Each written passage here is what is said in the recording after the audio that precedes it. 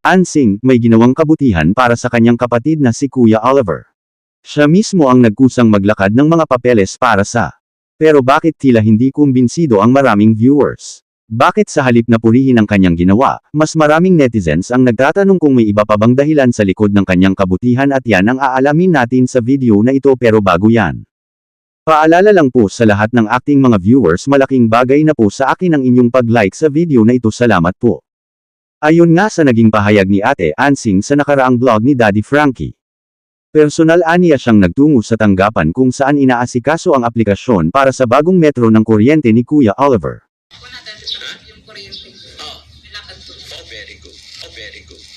Hindi niya ipinasa sa iba ang responsibilidad dahil siya mismo ang naglakad ng mga dokumento.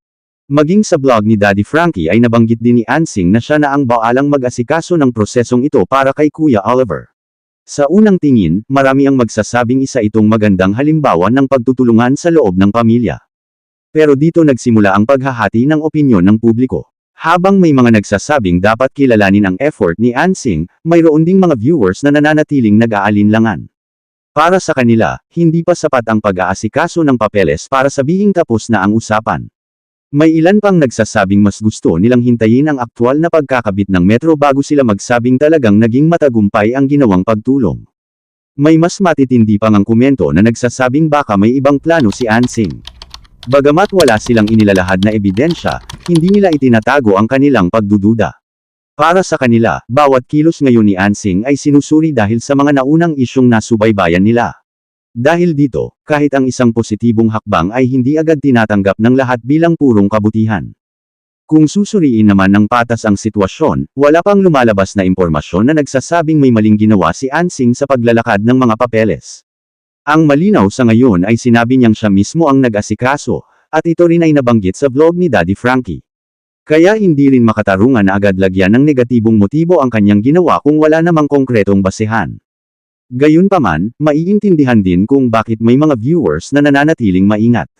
Sa panahon ngayon, maraming netizens ang hindi basta naniniwala sa mga pahayag lamang.